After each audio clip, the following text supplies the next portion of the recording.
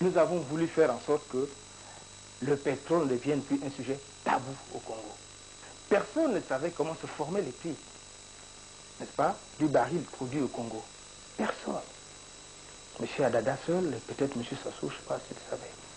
Ça, c'est la famille des choses. Donc, ils ont fait ce qu'ils ont pu faire. Et nous, quand on arrive aux affaires, nous nous rendons compte que le différentiel entre notre but de Geno et le Brent, qui est le but de référence, était tellement important que nous ne voyions pas des explications techniques. Nous avons cherché à comprendre des explications techniques. Qu'est-ce qui peut faire la différence entre deux buts? La différence entre deux buts, il y a le problème de densité. Bon, il y a le problème de la qualité, c'est-à-dire c'est un but où il y a beaucoup de soufre, où il n'y a pas beaucoup de soufre. C'est un but lourd ou un but léger. Mais oui, c'est ça, ces paramètres-là qu'on prend en considération pour comparer deux buts. Et le différentiel des prix est fonction, n'est-ce pas, d'abord de ces éléments-là. Avant qu'on ajoute les éléments de fait, c'est-à-dire que l'endroit où est consommé votre but par rapport à là où vous êtes, bon, ça c'est des éléments qui viennent s'ajouter. Donc, nous avons regardé, examiné, il n'y avait pas de raisons techniques qui faisaient qu'il y avait un écart parfois de 5 dollars entre le Geno et le Brent. C'était pas possible. Là aussi, nous sommes allés avec les pétroliers pour remettre à plat tous ces éléments techniques, pour trouver la valeur réelle de notre but, ou en tout cas celle qui s'y approche le plus. Et c'est ça que nous avons fait. Et ça, nous avons été félicités par la Banque mondiale et le Fonds monétaire sur le travail qui a été fait. Parce que nous avons ramené ce différentiel qui était de 5 dollars à 4,50 dollars. Nous avons réussi à ramener ce différentiel jusqu'à environ 1,80 $. Vous voyez, c'est beaucoup. Hein? Quand vous avez ne serait-ce qu'un dollar d'écart, sur des millions de barils, ça fait quelques millions de dollars. Alors ça, c'est vous dire que certainement qu'ils ont trafiqué, à l'intérieur et que tout cet écart-là, c'est dans leur poche, dans leur banque. Et c'est avec ça qu'ils ont dû acheter les armes et tout. Il ne faut pas chercher midi à 14 heures, c'est exactement ce qui s'est passé. Comme en plus, il n'y avait personne. Il n'y avait pas de contrôle budgétaire dans le pays, ça n'existait pas. Ils n'étaient soumis à aucun programme avec aucune institution internationale parce qu'ils n'ont jamais réussi à avoir un programme avec les institutions de Bretton Woods. Le service des finances va vous en parler, il le sait mieux que moi. Mais nous avons réussi à faire tout ceci, donc en plus à être sous le contrôle, pas, du Fonds monétaire et de la Banque mondiale. Donc quand les gens essaient de dire qu'on a détourné des fonds, c'est plus difficile qu'ils le pensent. Quand vous êtes en programme avec ces institutions, détourner l'argent, c'est pas évident.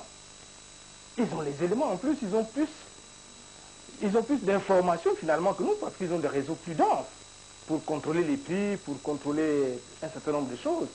Parce qu'eux, ils peuvent rentrer directement dans les entreprises, comme Elf et tout cela, et avoir l'information.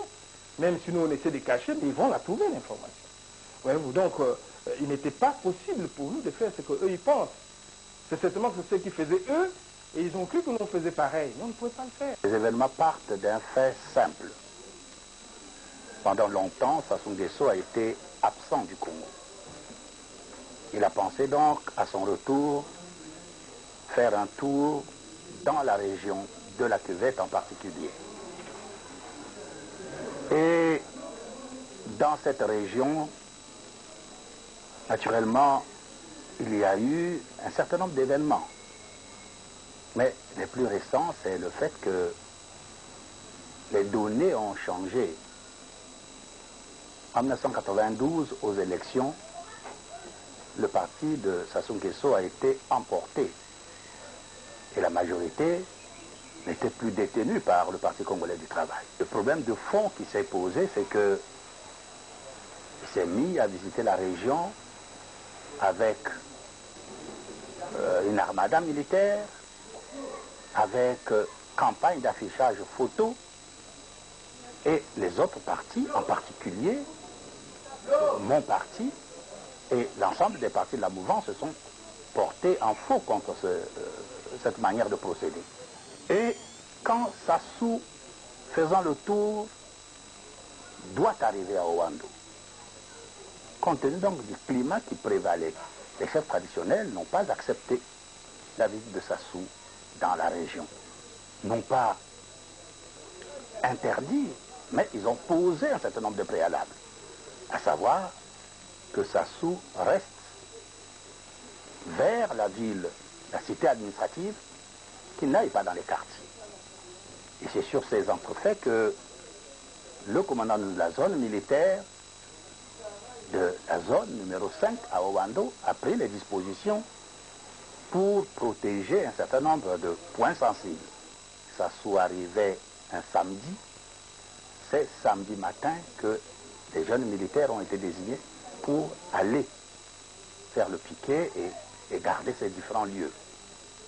Les premiers éléments qui sont partis vers où Sassou devait habiter ont malheureusement été interpellés par les éléments de la sécurité, les éléments précurseurs de la sécurité de Sassou. Et un jeune militaire a été abattu. Ce qui est sûr, c'est que un élément, le commandant Aboya, a tiré sur ce jeune garçon à bout portant et l'a abattu. Il est originaire de Wando. Sa famille s'est naturellement énervée. Voilà l'origine des événements. Moi, je n'ai pas été surpris. Je m'attendais à cela.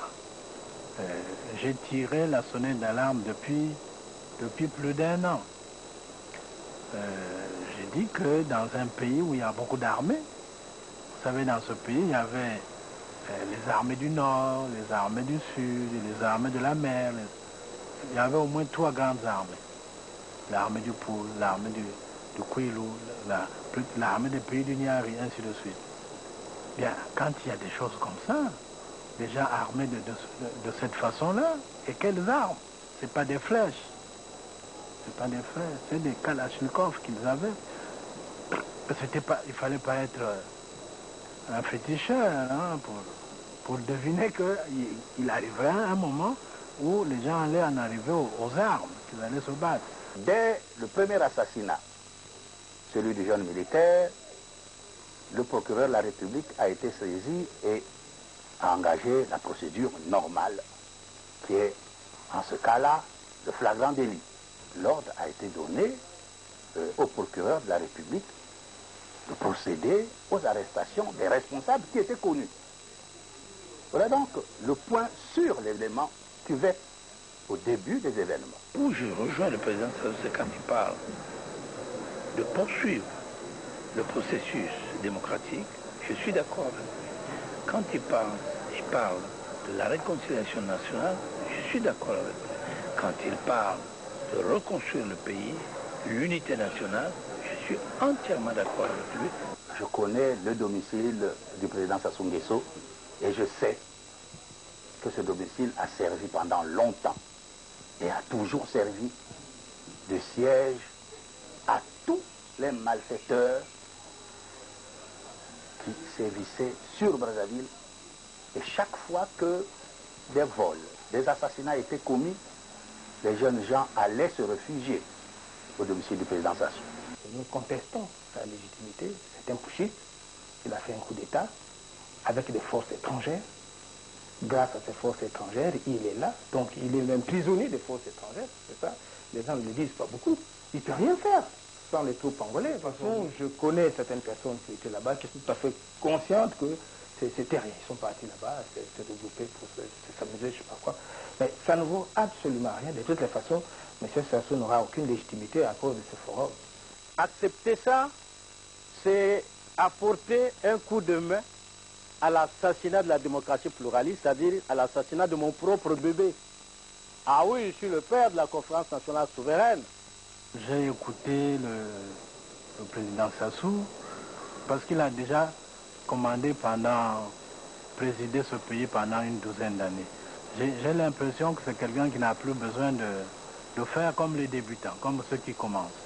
C'est quelqu'un qui veut laisser quelque chose dans son pays. C'est l'impression qu'il donne.